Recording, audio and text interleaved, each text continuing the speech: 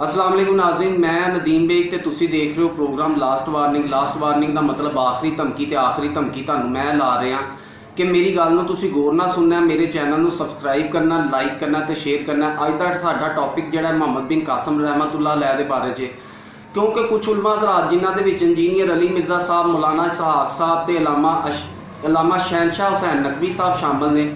उन्होंने मोहम्मद बिन कासिम ते बड़े संगीन किस्म के इल्ज़ामात लाए हैं, जिहदे विच अहले बैत दा उन्होंने दुश्मन करार दिता गया तो फिर यह दस्सिया गया कि सिंध दे विच जिहड़ा उन्होंने हमला किया सी वो राजा दाह नूं शिकस्त देने वास्ते नहीं सी, बल्कि जिहड़ा है वो अहले बैत दे अफराद आए सन, उन्होंने वापस लैके जाना चाहते सन। तो यह गल बड़ी परेशान कुन सी। यह गल जदों मैं सुनी तो मैं क्या इसकी तहकीक करनी चाहिए कि आखिर यह गल की हैगी है। तो जो तहकीक दे विच आया वो मैं तुहाडे सामने रखता है। तो हुण असीं इन्हां दा क्लिप बाय क्लिप जिहड़ा ना इन्हां उलमा का जायज़ा लैंदे कि क्या इन्हां को कोई ऐसी दलील है कि यह मोहम्मद बिन कासिम रहमतुल्लाह अलैह नूं ज़ालिम या अहले बैत दा दुश्मन करार दे सकन। सब तो पहले जिहड़ा असीं इंजीनियर अली मिर्ज़ा साहब दा क्लिप देखने हैं। अली भाई ने भी आम लोगों की रविश पर चलते हुए मोहम्मद बिन कासिम फातह सिंध से मुतल्लिक बग़ैर दलील के इल्ज़ाम लगाया है कि उनका हमला दुनियावी गर्ज के लिए था, ना कि राजा ताहिर के जुल्म व सितम के ख़िलाफ़ था। प्लीज़ इस हवाले से रजू फरमाएँ। प्लीज़ कुरान और हदीस को वाला पेश करें तो हम रजू फरमा लेंगे। आप भी तारीख़ बयान कर रहे हैं और मैं भी तारीख़ बयान कर रहा हूँ, तो रुजू किस बात का? रुजू सूरत में होगा जब आप कुरान और हदीस बयान करें और मैं तारीख़ बयान करूँ। जिस तरह के मैं करबला के ऊपर बुखारी मुस्लिम से हदीसें बयान करता हूँ, आप तारीख़ बयान करते हैं, तो वो तो रुजू बनता है। तारीख़ में तो गड़बड़ हुई हुई है, अहदीस इस्नाद के साथ है। कुरान और हदीस के उसलूब में ये बात बैठती नहीं है। उसकी वजह यह है कि बुखारी मुस्लिम की रोशनी में मैंने आले उमैया के बारे में जो कुछ बयान किया है, जो कुछ वो अपने दौरे मलूकियत के अंदर करते थे मुसलमानों के साथ, मक्के मदीने के मुसलमानों के साथ, उसमें तो ये बैठता ही नहीं है कि वो माशाल्लाह एक खत लिखने के ऊपर सिंध पहुंच जाएं। अपने घर में वो लोगों के ऊपर जुल्म कर रहे हैं, उनको नाहक। और हज्जाज इब्न यूसुफ तो वो मलऊन है जिसको तो नासबी भी मलऊन मानते हैं। सही मुस्लिम में हदीस है कि बनु सकीफ में एक कज़्ज़ाब पैदा होगा और एक जालिम, और अस्मा बिनते अबी बकर कहती हैं, ए हज्जाज इब्न यूसुफ, कज़्ज़ाब तो हम देख चुके, जालिम शख्स तू है जिसके बारे में नबी इस्लाम ने फरमाया था।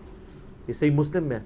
तो वो हज्जाज इब्न यूसुफ, उसका भतीजा मोहम्मद बिन कासिम यहां लोगों की दादरसी के लिए पहुंचेगा, जो वहां अहले बैत को कत्ल करवा रहे हैं, सहाबा के कातिल हैं।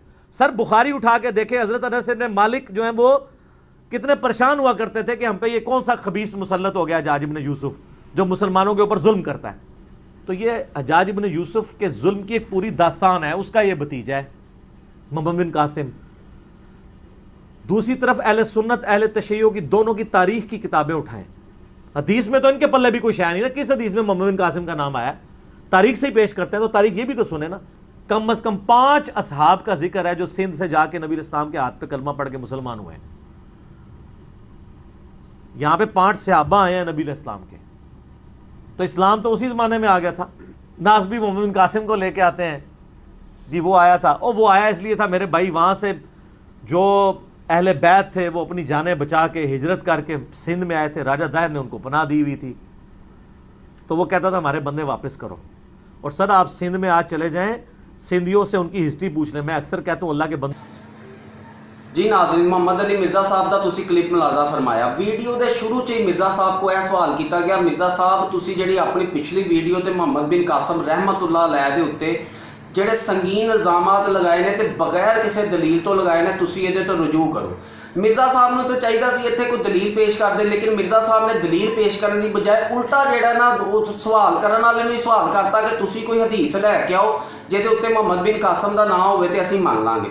फिर मिर्ज़ा साहब अपनी गल नूं जिहड़ा ना मनाउण वास्ते मुख्तलिफ किस्म दीयां तबीलां करते रहे, हज्जाज बिन यूसुफ दीयां जिहड़ियां दास्तानां गिनांदे रहे ते मोहम्मद बिन कासिम दे उत्ते पांदे रहे। तो पूरे क्लिप दे विच यही रट लाई रखी कि हज्जाज बिन यूसुफ जालम है, लिहाजा वह जिहड़ा भतीजा सी मोहम्मद बिन कासिम इस वास्ते वह भी जालम है।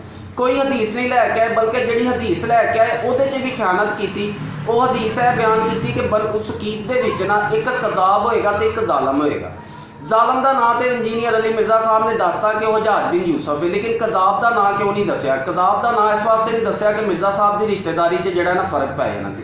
ਕਜ਼ਾਬ ਦਾ ਨਾਮ ਅਸੀਂ ਤੁਹਾਨੂੰ ਦੱਸ ਦਿੰਦੇ ਹਾਂ, ਉਹ ਕਜ਼ਾਬ ਹੈਗਾ ਸੀ ਮੁਖਤਾਰ ਸਕਫੀ, ਜਿਨੇ ਪਹਿਲੇ ਜਿਹੜਾ ਨਾ ਕਾਤਲਾਂ ਨੇ ਇਮਾਮ ਹੁਸੈਨ ਰਜ਼ੀ ਅੱਲਾਹ ਤਾਲਾ ਅਨਹੂ ਨੂੰ ਕਤਲ ਕੀਤਾ ਤੇ ਬਾਅਦ ਚੋਂ ਜਦੋਂ ਇਹਦੀ ਸ਼ੋਹਰਤ ਹੋ ਗਈ ਇਹਨੇ ਨਬੂਵਤ ਦਾ ਦਾਵਾ ਕੀਤਾ ਤੇ ਦਾਇਰਾ ਇਸਲਾਮ ਤੋਂ ਖਾਰਿਜ ਹੋ ਗਿਆ। ਫਿਰ ਇੰਜੀਨੀਅਰ ਅਲੀ ਮਿਰਜ਼ਾ ਸਾਹਿਬ ਨੇ ਕਿਹਾ ਕਿ ਇਸਲਾਮ ਜਿਹੜਾ ਨਾ ਉਹ 5 ਸਹਾਬਾ ਇੱਥੇ ਲੈ ਕੇ ਆਏ ਨੇ, ਮੁਹੰਮਦ ਬਿਨ ਕਾਸਮ ਨਹੀਂ ਲੈ ਕੇ ਆਏ। ਮੈਂ ਇੰਜੀਨੀਅਰ ਸਾਹਿਬ ਨੂੰ ਦੱਸਣਾ ਚਾਹਾਂਗਾ ਕਿ ਬੇਸ਼ੱਕ ਉਹ 5 ਸਹਾਬਾ ਤਬਲੀਗੇ ਦੀਨ ਕਰਨ ਆਏ ਸੀ, ਲੇਕਿਨ ਮੁਹੰਮਦ ਬਿਨ ਕਾਸਮ ਉਹ ਪਹਿਲਾ ਮੁਸਲਮਾਨ ਸੀ ਜਿਹਨੇ ਸਿੰਧ ਦੇ ਉੱਤੇ ਹਮਲਾ ਕੀਤਾ 712 ਈਸਵੀ ਦੇ ਵਿੱਚ ਤੇ ਰਾਜਾ ਦਾਹਰ ਨੂੰ ਸ਼ਿਕਸਤ ਦੇ ਕੇ ਤੇ ਇਸਲਾਮੀ ਸਲਤਨਤ ਦੀ ਜਿਹੜੀ ਨਾ ਇੱਥੇ ਬੁਨਿਆਦ ਰੱਖੀ। ਫਿਰ ਇਸ ਗੱਲ ਨੂੰ ਤੁਸੀਂ ਹਿੰਦੂਆਂ ਕੋ ਜਾ ਕੇ ਪੁੱਛ ਲਓ, ਉਹ ਵੀ ਤੁਹਾਨੂੰ ਇਹੀ ਗੱਲ ਕਰਨ। ਫਿਰ ਅੰਗਰੇਜ਼ ਜਿਹੜਾ ਆਪਣੀ history Cambridge history of India the book ਦੇ ਵਿੱਚ ਲਿਖਦਾ ਹੈ, ਜਿਹਦੀ ਜਿਲਦ ਨੰਬਰ 3 ਸਫਾ ਨੰਬਰ 10 ਦੇ ਵਿੱਚ ਉਹ ਲਿਖਦਾ ਹੈ ਕਿ ਮੁਹੰਮਦ ਬਿਨ ਕਾਸਮ ਹੀ ਉਹ ਪਹਿਲਾ ਸ਼ਖਸ ਸੀ ਜਿਹਨੇ ਇੱਥੇ ਇਸਲਾਮ ਦੀ ਬੁਨਿਆਦ ਰੱਖੀ ਤੇ ਇਸੇ ਰਸਤੇ ਤੇ ਚੱਲਦੇ ਹੋਏ ਮਹਿਮੂਦ ਗਜ਼ਨਵੀ ਹੋਏ ਤੇ ਸੂਫੀਜ਼ਮ ਆਇਆ ਤੇ ਇੱਥੇ ਇਸਲਾਮ ਜਿਹੜਾ ਹੋਰ ਮਜ਼ਬੂਤ ਹੋਇਆ। ਇੰਜੀਨੀਅਰ ਸਾਹਿਬ ਦੀ ਇਸ ਵੀਡੀਓ ਤੋਂ ਨਾ ਸਿਰਫ ਤੇ ਸਿਰਫ ਅਹਿਲੇ ਬੈਤ ਦੀ ਤੋਹੀਨ ਸਾਬਤ ਹੁੰਦੀ ਹੈ, ਕਿਉਂਕਿ ਇੰਜੀਨੀਅਰ ਸਾਹਿਬ ਨੇ ਕਿਹਾ ਕਿ ਅਹਿਲੇ ਬੈਤ ਆਪਣੀ ਜਾਨ ਬਚਾ ਕੇ ਆਏ ਸਨ। ਮੈਂ ਕਹਿੰਦਾ ਇੰਜੀਨੀਅਰ ਸਾਹਿਬ ਨੂੰ ਕਿ ਕੋਈ ਇੱਕ ਰਵਾਇਤ, ਕੋਈ ਇੱਕ ਸਹੀ ਰਵਾਇਤ ਜਿਹਦੇ ਵਿੱਚ ਹਜ਼ਰਤ ਅਲੀ, ਹਜ਼ਰਤ ਇਮਾਮ ਹਸਨ ਹੁਸੈਨ, ਜ਼ੈਨੁਲ ਆਬਦੀਨ, ਕੋਈ ਇਹਨਾਂ ਦੇ ਵਿੱਚੋਂ ਕੰਡ ਵਿਖਾ ਕੇ ਕਿਸੇ ਮੈਦਾਨ ਦੇ ਵਿੱਚੋਂ ਭੱਜਿਆ ਹੈ ਜਾਂ ਆਪਣੀ ਜਾਨਾਂ ਬਚਾ ਕੇ ਭੱਜਿਆ ਹੈ, ਇੱਕ ਕੋਈ ਰਵਾਇਤ ਲੈ। ਲੇਕਿਨ ਮੈਂ ਯਕੀਨਨ ਕਹਿਣਾ ਕਿ ਇਹ ਇੱਕ ਵੀ ਐਸੀ ਰਵਾਇਤ ਨਹੀਂ ਲਿਆ ਸਕਦੇ। ਫਿਰ ਦੂਜੀ ਇਹਨਾਂ ਨੇ ਤੋਹੀਨ ਕੀਤੀ, ਇਹਨਾਂ ਨੇ ਕਿਹਾ ਜੀ ਉਹ ਹਿੰਦੂ ਕੋ ਰਾਜਾ ਕੋਲੋਂ ਪਨਾਹ ਲਈ ਹੋਈ ਸੀ ਉਹਨਾਂ ਨੇ, ਜਿਨ੍ਹਾਂ ਦੇ ਬਾਉਜਦਾਦ ਹਿੰਦੂਆਂ ਕੋਲੋਂ ਮੁਸ਼ਰਕਾਂ ਨਾਲ ਲੜਦੇ ਰਹੇ, ਕਾਫਰਾਂ ਨਾਲ ਲੜਦੇ ਰਹੇ, ਉਹਨਾਂ ਦੇ ਬਾਉਜਦਾਦ ਜਿਹੜੇ ਨੇ ਬੁੱਤ ਪ੍ਰਸਤਾਂ ਨਾਲ ਲੜਦੇ ਰਹੇ, ਉਹਨਾਂ ਦੇ ਚਸ਼ਮੋ ਚਿਰਾਗ ਜਿਹੜੇ ਨੇ ਨਾ ਉਹ ਆ ਕੇ ਤੇ ਇੱਕ ਹਿੰਦੂ ਰਾਜਾ ਕੋ ਪਨਾਹ ਲੈ ਰਹੇ, ਲਿਹਾਜ਼ਾ ਇਹ ਵੀ ਤੁਸੀਂ ਤੋਹੀਨ ਕੀਤੀ। ਫਿਰ ਤੁਹਾਡੇ ਕਲਿੱਪ ਤੋਂ ਇਹ ਸਾਬਤ ਹੁੰਦਾ ਹੈ ਕਿ ਮੁਹੰਮਦ ਬਿਨ ਕਾਸਮ ਜ਼ੀਰੋ ਸੀ, ਰਾਜਾ ਦਾਹਰ ਜਿਹੜਾ ਨਾ ਬੜਾ ਵੱਡਾ ਹੀਰੋ ਸੀ, ਕਿਉਂਕਿ ਉਹਨੇ ਅਹਿਲੇ ਬੈਤ ਦੀ ਜਾਨ ਦੀ ਹਿਫਾਜ਼ਤ ਕੀਤੀ, ਉਹਨਾਂ ਨੂੰ ਪਨਾਹ ਦਿੱਤੀ। ਲਿਹਾਜ਼ਾ ਇਹਦੇ ਵਿੱਚ ਤੁਸੀਂ ਰਾਜਾ ਦਾਹਰ ਨੂੰ ਜਿਹੜਾ ਹੀਰੋ ਬਣਾਤਾ ਤੇ ਮੁਹੰਮਦ ਬਿਨ ਕਾਸਮ ਨੂੰ ਜ਼ੀਰੋ ਬਣਾਤਾ। ਫਿਰ ਤੁਸੀਂ ਕਿਹਾ ਕਿ ਕੁਝ ਸਹੀ ਰਵਾਇਤ ਲੈ ਕੇ ਆਓ ਕਿ ਜਿਹਦੇ ਵਿੱਚ ਮੁਹੰਮਦ ਬਿਨ ਕਾਸਮ ਦਾ ਨਾਮ ਹੋਵੇ। ਅਸੀਂ ਉਹ ਤੁਹਾਨੂੰ ਸਹੀ ਰਵਾਇਤ ਦਿੰਦੇ ਹਾਂ। ਸਹੀ ਮੁਸਲਿਮ, ਸਹੀ ਬੁਖਾਰੀ ਤੇ ਤਰਮਜ਼ੀ ਸ਼ਰੀਫ ਦੇ ਵਿੱਚ ਰਵਾਇਤ ਹੈ ਕਿ ਹਜ਼ੂਰ ਪਾਕ ਸੱਲੱਲਾਹੁ ਅਲੈਹਿ ਵਸੱਲਮ ਨੇ ਫਰਮਾਇਆ ਕਿ ਮੇਰੇ ਤੋਂ ਬਾਅਦ ਸਭ ਤੋਂ ਬਿਹਤਰੀਨ ਜ਼ਮਾਨਾ ਮੇਰੇ ਸਹਾਬਾ ਦਾ ਜ਼ਮਾਨਾ ਹੈ। ਫਿਰ ਇਹਦੇ ਨਾਲ ਮਿਲਣ ਵਾਲੇ ਯਾਨੀ ਕਿ ਤਾਬੀਨ ਦਾ, ਫਿਰ ਇਹਨਾਂ ਨਾਲ ਮਿਲਣ ਵਾਲੇ ਯਾਨੀ ਕਿ ਤਬਾ ਤਾਬੀਨ ਦਾ ਬਾਅਦ ਰਵਾਇਤਾਂ ਦੇ ਵਿੱਚ ਚੌਥੀ ਦਫਾ ਦਾ ਵੀ ਜ਼ਿਕਰ ਆਇਆ ਹੈ। ਤੇ ਉਲਮਾ ਹਜ਼ਰਾਤ ਕਹਿੰਦੇ ਨੇ ਕਿ ਇਹ ਜਿਹੜਾ ਅਰਸਾ ਹੈਗਾ ਨਾ, ਇਹ 300 ਸਾਲ ਦਾ ਅਰਸਾ ਹੈਗਾ। ਇਸ 300 ਸਾਲ ਦੇ ਅਰਸੇ ਦੇ ਅੰਦਰ ਜਿੰਨੇ ਵੀ ਬੰਦੇ ਆਏ ਨੇ ਉਹ ਸਭ ਬਿਹਤਰੀਨ ਜ਼ਮਾਨੇ ਦੇ ਬੰਦੇ ਸਨ। ਹਾਂ, ਅਗਰ ਕਿਸੇ ਦੇ ਜ਼ਾਲਮ ਫਾਸਕ ਜਾਂ ਅਹਿਲੇ ਬੈਤ ਦਾ ਜਿਹੜਾ ਦੁਸ਼ਮਣ ਹੋਣ ਦਾ ਇਲਜ਼ਾਮ ਲਗਾਉਣਾ ਹੈ ਤੇ ਫਿਰ ਮਿਰਜ਼ਾ ਸਾਹਿਬ ਨੂੰ ਬੜੀ ਪਾਵਰਫੁਲ ਦਲੀਲ ਲਿਆਉਣੀ ਪਏਗੀ ਆਪਣੀ ਗੱਲ ਨੂੰ ਸਾਬਤ ਕਰਨ ਵਾਸਤੇ, ਕਿਉਂਕਿ ਉਸ ਸ਼ਖਸ ਦੇ ਉੱਤੇ ਇਲਜ਼ਾਮ ਲਾ ਰਹੇ ਨੇ ਜਿਹੜਾ ਇਸ ਬਿਹਤਰੀਨ ਜ਼ਮਾਨੇ ਦਾ ਸ਼ਖਸ ਹੈਗਾ ਤੇ ਉਹਦੇ ਉੱਤੇ ਮਿਰਜ਼ਾ ਸਾਹਿਬ ਬਗੈਰ ਕਿਸੇ ਦਲੀਲ ਦੇ ਜਿਹੜਾ ਨਾ ਜ਼ਬਾਨ ਦਰਾਜ਼ ਹੈਗੇ ਨੇ। ਮਿਰਜ਼ਾ ਸਾਹਿਬ ਨੂੰ ਚਾਹੀਦਾ ਕਿ ਇਸ ਹਦੀਸ ਨੂੰ ਬਗੌਰ ਪੜ੍ਹਨ ਤੇ ਮੁਹੰਮਦ ਬਿਨ ਕਾਸਮ ਤੇ ਅਗਰ ਕੋਈ ਐਸੀ ਗੱਲ ਹੈ ਤੇ ਪੂਰੀ ਅਥੈਂਟਿਕ ਜਿਹੜੀ ਨਾ ਦਲੀਲ ਲਿਆ ਕੇ ਦੇਣ। ਅਗਰ ਦਲੀਲ ਨਹੀਂ ਲਿਆ ਸਕਦੇ ਤੇ ਮਿਰਜ਼ਾ ਸਾਹਿਬ ਇਸ ਹਦੀਸ ਨਾਲ ਰਜੂ ਕਰਨ, ਕਿਉਂਕਿ ਮੁਹੰਮਦ ਬਿਨ ਕਾਸਮ ਇਸ ਬਿਹਤਰੀਨ ਜ਼ਮਾਨੇ ਦੇ ਸ਼ਖਸ ਹੈਗੇ ਨੇ। ਜੀ ਨਾਜ਼ਰੀਨ, ਤੁਸੀਂ ਇੰਜੀਨੀਅਰ ਸਾਹਿਬ ਦਾ ਕਲਿੱਪ ਮੁਲਾਜ਼ਾ ਫਰਮਾਇਆ ਤੇ ਇੰਜੀਨੀਅਰ ਸਾਹਿਬ ਦਾ ਸਟੇਸ਼ਨ ਮੈਂ ਤੁਹਾਨੂੰ ਦੱਸ ਦਿਆਂ ਕਿ ਉਹ ਕਿਹੜੇ ਸਟੇਸ਼ਨ ਤੋਂ ਬੋਲ ਰਹੇ ਸਨ। ਉਹ ਮੌਲਾਨਾ ਇਸਾਕ ਸਾਹਿਬ ਦੇ ਸਟੇਸ਼ਨ ਤੋਂ ਬੋਲ ਰਹੇ ਸਨ ਜੋ ਇਹਨਾਂ ਦੇ ਉਸਤਾਦੇ ਮੁਹਤਰਮ ਨੇ। ਉਹਨਾਂ ਨੇ ਵੀ ਮੁਹੰਮਦ ਬਿਨ ਕਾਸਮ ਨੂੰ ਜਿਹੜਾ ਨਾ ਅਹਿਲੇ ਬੈਤ ਵਾਸਤੇ ਜਿਹੜਾ ਨਾ ਖਤਰਨਾਕ ਜਿਹੜਾ ਨਾ ਸਾਬਤ ਕਰਨ ਦੀ ਕੋਸ਼ਿਸ਼ ਕੀਤੀ ਤੇ ਇਹਦੀ ਜਿਹੜੀ ਨਾ ਉਹ ਵੀ ਹੀਲੇ ਬਹਾਨਿਆਂ ਤੋਂ ਇਹਦੀ ਤਵੀਲਾਂ ਕਰਦੇ ਰਹਿੰਦੇ। ਮੈਂ ਤੁਹਾਨੂੰ ਮੌਲਾਨਾ ਇਸਾਕ ਸਾਹਿਬ ਦਾ ਕਲਿੱਪ ਵਿਖਾਣਾ, ਫਿਰ ਇਨਸ਼ਾਅੱਲਾਹ ਤਾਲਾ ਗੁਫ਼ਤਗੂ ਨੂੰ ਮਜ਼ੀਦ ਅੱਗੇ ਲੈ ਕੇ ਚੱਲਦੇ ਹਾਂ। ਹੁਣ ਨਮੂਨਾ ਪੜ੍ਹੀਏ ਕਿ ਗਰੀਬਾਂ ਦੀ ਜਾਨ ਤੇ ਬਣੀ ਚੀਜ਼ ਕਿਸ ਤਰੀਕੇ ਨਾਲ ਮੁਸਲਮਾਨਾਂ ਨੂੰ ਮਾਰਿਆ ਜਾਵੇ। ਅੱਜ ਇਹ ਕਿਸੇ ਨੂੰ ਪਤਾ ਕਿ ਮੁਸਲਮਾਨ ਹਕੂਮਤ 'ਚ ਜ਼ਨਾ ਉੱਡਾ ਜੁਰਮ ਨਾ ਰਿਹਾ ਜਿੰਨਾ ਅਲੀ ਤੇ ਲਾਨਤ ਨਾ ਕਰਨਾ ਸੀ, ਔਰ ਮੁਹੰਮਦ ਬਿਨ ਕਾਸਮ ਨੇ ਜੁਰਮ ਕੀਤਾ। ਜਿਹੜਾ ਤੁਹਾਡਾ ਕਾਜ਼ੀ ਹੈ ਨਾ, ਜਿਹਨੇ ਸਿੰਧ ਫਤਹ ਕੀਤਾ ਤੇ ਇਸਲਾਮ ਫੈਲਾਇਆ, ਉਹਦੀ ਇਹ ਮਿਹਰਬਾਨੀ ਹੈ ਵੀ ਉਹਨੇ 400 ਕੋੜਾ ਮਾਰਿਆ। ਇਸਲਾਮ ਹੈ 400 ਕੋੜਾ, ਜ਼ਾਨੀ ਦੀ ਸਜ਼ਾ ਵੀ 100 ਕੋੜਾ। ਔਰ ਕਿਹੜਾ ਜੁਰਮ ਹੈ? ਉਹਦੇ ਚਾਚੇ ਨੇ ਲਿਖਿਆ ਹੱਜਾਜ ਨੇ ਕਿ ਬੁਲਾ ਇਹਨੂੰ ਅਤੀਆ ਬਿਨ ਔਫ ਨੂੰ, ਅਗਰ ਇਹ ਅਲੀ ਤੇ ਲਾਨਤ ਕਰਦਾ ਠੀਕ ਹੈ, ਵਰਨਾ 400 ਕੋੜਾ ਸਜ਼ਾ ਦੇ ਤੇ ਦਾੜੀ ਮੁੱਛ ਦੀ ਮੰਨਦੀ। ਤੌਬਾ ਤੌਬਾ ਤੌਬਾ, ਅਲੀ ਜੁਰਮ ਹੋ ਗਿਆ। ਅਲੀ ਗਰੀਬ ਦਾ ਨਾਂ ਲੈਣਾ ਗੁਨਾਹ ਬਣ ਗਿਆ। ਤੇ ਲਿਖਦੇ वकाल अबनो साद, समझो 7वीं जिल्द तहजीब तहजीब की और 226 है। इदों वड्डियां कोई किताबां दा मां दा नाल मैदान च लियावे जेड़े अहल सुन्नत अहल हदीसियां ते तुहानूं कोई बीमारी होई वी तुसीं अली दे दुश्मन जे वो जालम ते गुजर गया, तुसीं उन्हां दी औलाद जे, कोई नुत्था तुरिया हुंदा भी जरूर वो काम करना जे। खुदा का खौफ करो, जिहदी अल्लाह के पैगंबर ने एडियां शानां बयान उन्होंने पहचानो। तो इमाम मोहम्मद बिन साद फरमाउंदे, सीरत पहली हजूर की लिखी कि कातब अल हज्जाज अला मोहम्मद बिन कासिम, कि हज्जाज इब्ने यूसुफ ने इस मोहम्मद बिन कासिम ने लिखा अन यारद अला सब्बे अली, कि अतिया बिन औफ जड़ा हदीस का आलम इनू बुला और ये सामने गल रख कि तेरे सामने अली ते लानत करे, फैलम यफल फजरबो अरबा में 100 वाहलिक लहियत, और अगर ये गल ना मने तो 400 कोड़ा मारे और नाल दाड़ियां मुन दे। ये इस तो सुना रहा भी हुण भी तुसीं बड़ा सुन रहे, फलाने गाटे लाउंदे फलाने आ, खुदा दा खौफ कर दो। जी नाज़रीन, अलामा साहब का क्लिप तुसीं देखिया कि किस तरह अलामा साहब ने जज्बाती अंदाज दे विच जिहड़ा ना मुसलमानां नूं गुमराह करन दी कोशिश कीती है। उन्होंने किस तरह केड़ा स्टाइल किस तरह का अपनाया है। 400 कोड़ा अतिया बिन ओफी मुहद्दस नूं मोहम्मद बिन कासिम ने मरवाया हज्जाज बिन यूसुफ के कहण दे उत्ते। तहजीबुल तहजीब किताब, बड़ियां वड्डियां किताबां, कोई माइका लाल लैके आवे, मैं मौलाना साहब नूं पुछांगा, बड़ियां वड्डियां किताबां ने, लेकिन इन्हां किताबां दे विच जदों हज़रत अमीर माविया रज़ी अल्लाह तआला अन्हु दी शान आंदी उदों तुहाडे हत्थ पैर कंबण लग पैंदे ने। उन्हां रवायतां नूं क्यों नहीं तुसीं मंनदे, ते ਜਿਹੜੀਆਂ रवायतां बिल्कुल झूठियां हैगीਆਂ उन्हां नूं तुसीं मुसलमानां दे सहाबा ते उन्हां दे ਜਿਹੜੇ ਹੈਗੇ ने ना असलाफ दे खिलाफ ਜਿਹੜਾ ना इस्तेमाल करदे जे।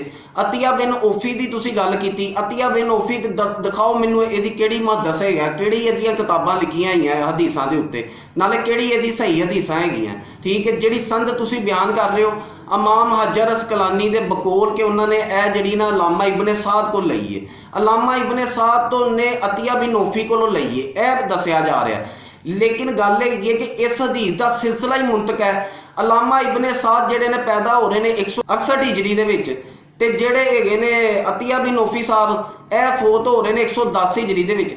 इन्हां दा कोई मिलाप ही नहीं हैगा, इन्हां दा कोई मिलाप ही नहीं, यह ना जिंदगी च कभी मिले तो ना इन्हां दे दरम्यान दे रावी हैगे ने। लिहाजा हदीस जिहड़ी इन्हां मुंतका हैगी है यह झूठी हदीस है, इहदी कोई अहमियत नहीं हैगी। ते अतिया बिन ओफी कैसा बंदा सी, इमाम इब्न हब्बान अपनी किताब च लिखते हैं कि अतिया बिन ओफी जिहड़ा ना एक झूठा बंदा सी। इनू सब तो भैड़ी आदत यह सी कि राफजियां कोल हदीसां लैंदा सी ते इमाम अबू सईद खुदरी रज़ी अल्लाह तआला अन्हु दे नां दे उत्ते ना मार्केट दे विच फैला दिंदा सी। इमाम अबू सईद खुदरी रज़ी अल्लाह तआला अन्हु क्योंकि बड़े मुतबर सहाबी सन, इन्हां दे वालिद भी सहाबी सन, इस वास्ते जिहड़ा ना लोग इन्हां दे घराने दी जिहड़ी हदीसां सन पेश कीतियां होईयां, रवायतां पेश कीतियां होईयां, उहनूं मनो अनकबूल कर लैंदे सन। ते इस तरह जिहड़ा ना राफजियां कोल हदीसां लैंदा सी ते जिहड़ा ना इमाम अबू सईद खुदरी रज़ी अल्लाह तआला अन्हु दे नां ते लांदा सी। उस तो इलावा मैं अपने नाज़रीन नूं दसना चाहांगा कि ਇਹੋ ਜਿਹੇ ਬੰਦੇ अतिया बिन ओफी वर्गे बंदे, कलबी वर्गे बंदे ਜਿਹੜਾ ਨਾ ਐਸੀ ਰਵਾਇਤਾਂ ਲੈ ਕੇ ਆਏ ਨੇ ਜਿਹਦੇ ਵਿੱਚ ਹਜ਼ਰਤ ਅਲੀ ਰਜ਼ੀ ਅੱਲਾਹ ਤਾਲਾ ਅਨਹੂ ਨੂੰ ਲਾਨ ਤਾਨ ਕਰਨ ਦੀਆਂ ਜਿਹੜੀਆਂ ਨਾ ਰਵਾਇਤਾਂ ਹੈਗੀਆਂ, ਇਹ ਇਹਨਾਂ ਦੀ ਰਵਾਇਤਾਂ ਬਿਲਕੁਲ ਜੈਲੀ ਹੈਗੀਆਂ, ਇਹਨਾਂ ਦਾ ਕੋਈ ਸਿਰ ਪੈਰ ਨਹੀਂ ਹੈਗਾ। ਉੱਤੋਂ ਅਕਲੇ ਫਹਿਮ ਵੀ ਕੋਈ ਚੀਜ਼ ਹੁੰਦੀ ਹੈ। ਮੈਂ ਤੇ ਇਹਨਾਂ ਉਲਮਾ ਦੀ ਅਕਲ ਤੇ ਹੈਰਾਨ ਆ, ਇਹਨਾਂ ਦੀ ਅਕਲ ਕਿਤੇ ਘਾਹ ਚੜਨ ਗਈ ਹੈ। ਉਹ ਨਾਜ਼ਰੀਨ 400 ਕੋੜਾ ਖਾ ਕੇ ਅਤੀਆ ਬਿਨ ਔਫੀ ਜ਼ਿੰਦਾ ਹੈਗਾ ਆਪਣੀ ਦਾਸਤਾਨ ਸੁਣਾਉਣ ਵਾਸਤੇ। ਬਹੁਤ ਸੀ ਰਵਾਇਤਾਂ ਐਸੀਆਂ ਮਿਲਦੀਆਂ ਕਿ ਜਿਹਦੇ ਵਿੱਚ ਜਿਹੜਾ ਨਾ ਜ਼ਨਾ ਦੀ ਸਜ਼ਾ ਜਿਹੜੀ ਨਾ 100 ਕੋੜੇ ਸੀ, ਬੰਦਿਆਂ ਨੇ ਪਾਰ ਹੀ 100 ਹੀ ਨਹੀਂ ਪਾਰ ਕੀਤਾ ਤੇ ਉਹ ਪਾਰ ਹੋ ਗਏ ਨੇ। ਲੇਕਿਨ ਅਤੀਆ ਬਿਨ ਔਫੀ ਜਿਹੜਾ ਨਾ ਲੋਹੇ ਦੀ ਬਾਡੀ ਵਾਲਾ ਸੀ ਕਿ ਇਹਨੂੰ 400 ਕੋੜਾ ਵੱਜ ਗਿਆ ਤੇ ਫਿਰ ਆਪਣੀ ਦਾਸਤਾਨ ਸੁਣਾਉਣ ਵਾਸਤੇ ਜ਼ਿੰਦਾ ਹੈਗਾ। ਕੋਈ ਬੰਦਾ ਆਪਣੇ ਆਪ ਖਿਆਲ ਕਰ ਲੈਂਦਾ, ਅਗਰ ਬੰਦੇ ਦਾ 5.5 ਫੁੱਟ ਕੱਦ ਹੋਏ ਨਾ ਮੌਲਾਨਾ ਸਾਹਿਬ ਤੇ 1 ਇੰਚ ਦੇ ਵਿੱਚ 6 ਕੋੜੇ ਮਾਰੇ ਜਾਣ ਤੇ ਫਿਰ 400 ਕੋੜਾ ਹੁੰਦਾ। ਤੇ ਜਲਾਦ ਜਿਹੜਾ ਨਾ 1 ਮਿੰਟ ਦੇ ਵਿੱਚ 4 ਕੋੜੇ ਮਾਰੇ ਤੇ 2 ਘੰਟੇ ਕੋੜੇ ਮਾਰਦਾ ਰਵੇ ਤੇ ਫਿਰ ਜਿਹੜਾ ਹੁੰਦਾ ਨਾ 400 ਕੋੜਾ ਪੂਰਾ ਹੁੰਦਾ। ਤੁਸੀਂ ਅਤੀਆ ਬਿਨ ਔਫੀ ਨੂੰ 400 ਕੋੜਾ ਵੀ ਮਰਵਾਤਾ ਤੇ ਉਹ ਜ਼ਿੰਦਾ ਹੀ ਬਚ ਗਿਆ। ਹੁਣ ਅਤੀਆ ਬਿਨ ਔਫੀ ਦਾ ਮੈਂ ਤੁਹਾਨੂੰ ਸਾਰਾ ਜਾਇਦਾ ਦੱਸਿਆ ਕਿ ਇਹਦੀ ਰਵਾਇਤ ਦਾ ਜਿਹੜਾ ਮੁੰਤਕਾ ਹੈਗੀ ਏ ਇਮਾਮ ਇਬਨ ਹਬਾਨ। ਹੁਣ ਮੈਂ ਤੁਹਾਨੂੰ ਆਪਣੀ ਰਾਏ ਨਾਲ ਦੱਸਣਾ ਕਿ ਇਹ ਜਿਹੜਾ ਨਾ ਕੌਣ ਹੈਗਾ ਸੀ, ਇਹ ਕਿਹੋ ਜਿਹਾ ਬੰਦਾ ਸੀ। ਇਹਦਾ ਇਹ ਹਿਸਾਬ ਹੈਗਾ ਸੀ ਕਿ ਬਾਜ਼ਾਰ ਦੇ ਵਿੱਚ ਨਾ ਇੱਕ ਔਰਤ ਜਾ ਰਹੀ ਸੀ, ਇਹੋ ਜਿਹੇ ਬੰਦੇ ਨੇ ਨਾ ਛੇੜਤਾ ਉਹਨੂੰ। ਜਦੋਂ ਬੰਦਿਆਂ ਨੇ ਕੁੱਟਿਆ ਨਾ ਤੇ ਕਿਹਾ, ਕਹਿੰਦਾ ਮੈਂ ਤੇ ਸਿਰਫ ਬਾਜੀ ਕਿਹਾ ਸੀ। ਇਹਦਾ ਜਿਹੜਾ ਨਾ ਇਹ ਹਿਸਾਬ ਹੈਗਾ। ਇਹਨੇ ਗੱਲ ਕੀਤੀ ਕੋਈ ਕੀਤੀ ਹੋਣੀ ਹੈ ਜਿਹਦੀ ਵਜ੍ਹਾ ਨਾਲ ਇਹਨੂੰ ਪਈ ਹੋਣੀ ਹੈ ਮਾਰ। ਜਦੋਂ ਕਿਸੇ ਬੰਦੇ ਨੇ ਪੁੱਛਿਆ ਨਾ ਕਿ ਅਤੀਆ ਤੂੰ ਤੇ ਬੜਾ ਮੁਹੱਦਸ ਹੈਗਾ, ਤੈਨੂੰ ਕਿਉਂ ਮਾਰ ਪਈ ਇਹਨਾਂ ਕੋਲੋਂ, ਤੇ ਇਹਨੇ ਜਿਹੜਾ ਨਾ ਬਹਾਨਾ ਘੜਿਆ। ਇਹਨੇ ਕਿਹਾ ਜੀ ਕਿ ਮੈਨੂੰ ਜਿਹੜਾ ਨਾ ਹਜ਼ਰਤ ਅਲੀ ਰਜ਼ੀ ਅੱਲਾਹ ਤਾਲਾ ਅਨਹੂ ਤੇ ਲਾਨ ਤਾਨ ਕਰਨ ਦਾ ਕਹਿੰਦੇ ਸੀ ਤੇ ਮੈਂ ਲਾਂਤਾਨ ਨਹੀਂ ਕੀਤੀ। ਇਸ ਵਾਸਤੇ ਜਿਹੜਾ ਨਾ ਇਹਨਾਂ ਨੇ ਮੈਨੂੰ ਜਿਹੜਾ ਨਾ 400 ਕੋੜਾ ਮਾਰਿਆ, ਕੋਈ 40 ਵੀ ਨਹੀਂ, ਕੋਈ 50 ਵੀ ਨਹੀਂ, ਇਕੱਠਾ ਹੀ ਇਹਨੂੰ 400 ਕੋੜਾ ਮਾਰਿਆ। ਤੇ ਇਹ ਇੰਡੀਆ ਪਾਕਿਸਤਾਨ ਦੀ ਫਿਲਮ ਦਾ ਸੀਨ ਹੋ ਗਿਆ ਕਿ ਹੀਰੋ ਨੂੰ 50 ਗੋਲੀਆਂ ਵੱਜੀਆਂ ਹੋਈਆਂ ਤੇ ਹੀਰੋ ਫਿਰ ਜ਼ਿੰਦਾ ਹੈਗਾ। ਨਾਜ਼ਰੀਨ, ਹੁਣ ਚੱਲਦੇ ਆ ਤੀਸਰੇ ਕਲਿੱਪ ਤੇ ਸਾਡੇ ਆਖਰੀ ਕਲਿੱਪ ਵੱਲ, ਜਿਹੜਾ ਕਿ ਅਲਾਮਾ शहनशाह हुसैन नकवी साहब ਦਾ। ਉਹਨਾਂ ਨੇ ਕਿਹਾ ਕਿ मोहम्मद बिन कासिम रहमत जी, और हज्जाज इब्न यूसुफ का खालाजाद भाई था ये मोहम्मद बिन कासिम, जिसे फातेह सिंध कहते हैं। जी, मैं सिंध में भी कह चुका हूँ, ये नहीं कि मैं पंजाब में बोल रहा हूँ तो मुझे कुछ परेशानी नहीं होगी। और हम तो यहाँ मजलिस पढ़ रहे हैं, वहाँ वाले शायद जल्दी सुन रहे हो। जी, तो ये कोई घबराहट नहीं है, वहाँ भी कह चुके हैं। हज़रत अब्दुल्ला शाह गाजी ने सिंध में इस्लाम पहुँचाया, मोहम्मद बिन कासिम तो उन्हें मारने आया था, और ठट्टे में मोहम्मद बिन कासिम ने ही उन्हें शहीद किया। जी नाज़रीन, अलामा साहब का क्लिप तुसी मुलाज़ा फरमाया कि किस तरह अलामा साहब ने मोहम्मद बिन कासिम रहमतुल्लाह अलैह नूं अब्दुल्ला शाह गाजी रहमतुल्लाह अलैह दा कातल ते अहले बैत दा जिहड़ा ना दुश्मन करार दिता, ते यह कहा कि मोहम्मद बिन कासिम जिहड़ा राजा दाहर ते उन्होंने हमला किया सी, वो अहले बैत नूं जिहड़ा ना ख़त्म करन वास्ते, उन्हां दे उत्ते जुल्म करन वास्ते जिहड़ा ना कीता सी। लेकिन अलामा साहब नूं मैं यह दसना चाहांगा कि अलामा साहब तुसी हिस्टरी की किताब पढ़ आंदे तो तुहानूं पता लग जांदा कि मोहम्मद बिन कासिम 715 ईस्वी दे विच शहीद हो गए ने, जबकि अब्दुल्ला शाह गाजी 720 ईस्वी दे विच पैदा हो रहे हैं, उन्हां दी शहादत तो 5 साल बाद, ठीक है। तो 773 ईस्वी दे विच इन्हां दी वफात है। मैं अलामा साहब नूं पुछांगा कि तुहाडे विच कोई 2-3 जन्म वाला हिसाब तो नहीं है, अगर तो है तो फिर मैं अपनी तहकीक का जिहड़ा दायराकार है वो बदल लेना। हुण मैं अपने नाज़रीन नाल चलांगा। नाज़रीन, हदीस सही हदीस असी इन्हां नूं सही बुखारी, सही मुस्लिम, तिरमिज़ी शरीफ चो देती कि हजूर पाक सल्लल्लाहु अलैहि वसल्लम ने फरमाया कि मेरे तो बाद सब तो बेहतरीन ज़माना सहाबा दा, फिर ताबीन दा, फिर तबा ताबीन दा, ते बाद रवायतां दे विच चौथे दफ़ा का भी जिक्र आया। उलमा के नज़दीक है 300 साल का जिहड़ा अरसा बनता है। हुण इस अरसे दे विच किसी भी शख्स के उत्ते, क्योंकि बेहतरीन दौर है, इस दौर के किसी भी शख्स उत्ते अगर किसी नूं फासक जालम साबित करना है तो ये वास्ते बड़ी अथेंटिक दलील लियानी पड़ेगी। अगर कोई ये अथेंटिक दलील नहीं लिया तो किसी भी बंदे नूं फासक ते जालम साबित करता, इसका मतलब है कि उन्होंने इस दौर के सहाबा दे, इस दौर के ताबीन दी, तबा ताबीन दी उन्होंने तौहीन की, इस अच्छे दौर की हदीस दे हजूर पाक सल्लल्लाहु अलैहि वसल्लम के खिलाफ गए।